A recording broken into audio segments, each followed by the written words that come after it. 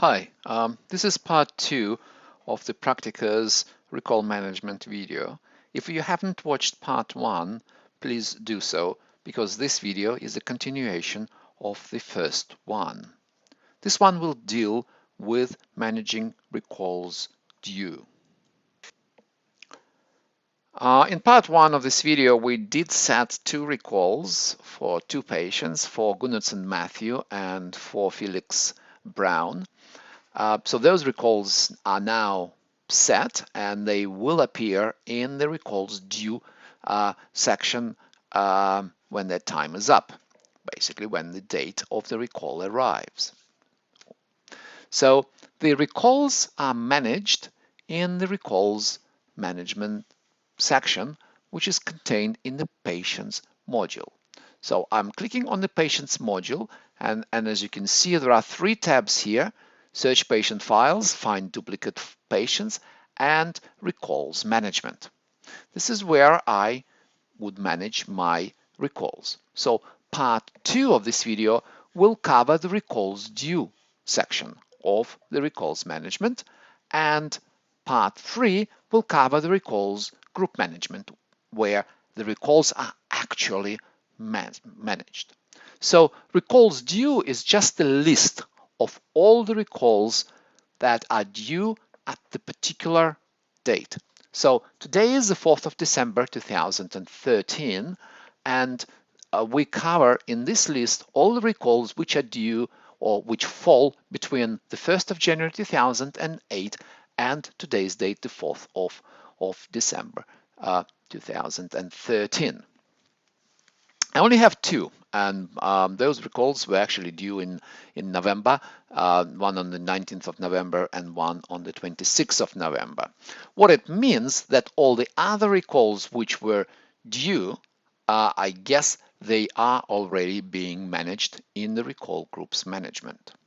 So this list merely shows what recalls, or the date of recalls which fall between those 2 dates. If I set the date into the future, for example, I may go to March 2014 and refresh the request, I will get a lot more recalls, or a lot more patients, and I can even see my Brown Felix. You see, this is Brown Felix. We set it to the 7th of March 2014, and that's his recall. That's the note which I wrote. That's the last seen date when Brown Felix was seen, and the recall was set as 3 months. I will not do that because it's not really appropriate to do the recalls in the future. They're not due yet. I will just limit myself with the end of December, so the last day of December, 31st of December 2013. So I still have those two people. So recalls due is not really yet a management screen. This is a preparation for the management. It only lists what we need to do, but we can't really do much here. We can print out that list. We can export that list to Excel or Microsoft Word. We can print the labels or print envelopes, but it's not really where this is meant to happen. This is just recalls due.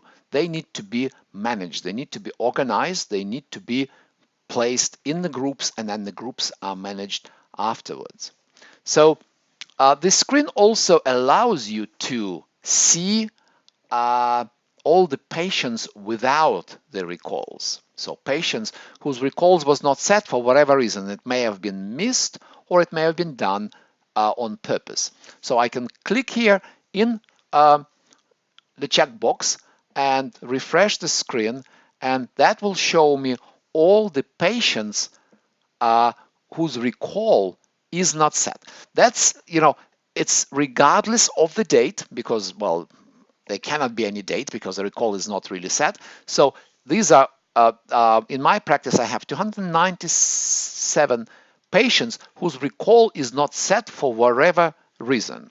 I can see them by the last date. You can see there are some non-recall patients, so patients who were marked as non-recall. that will show all the other ones. If it's not marked as a non-recall patient, they probably qualify for a recall. I can, by the way, sort them out by the recall type. So these are all non-recall patients. There is no note, unfortunately, telling why they are non-recall patients, but these patients are non-recall. All the others are probably, we can actually set the recall for them and try to get them back, to be regular patients, I guess.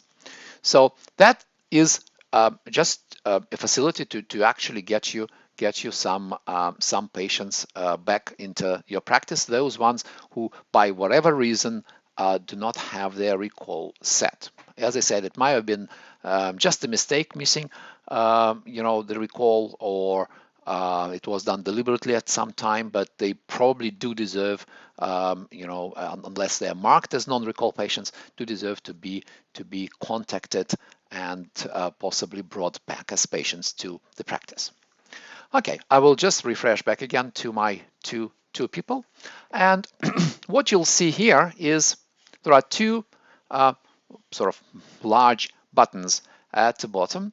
One is a button saying create new recall group from selection. So I would need to select particular patient and create a recall group from selection, or I can add those patients to an already existing group, and I can just click there and I can see there are 3 existing groups in my recall group management.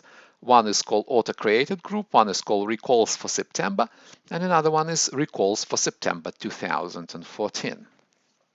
Whatever it is.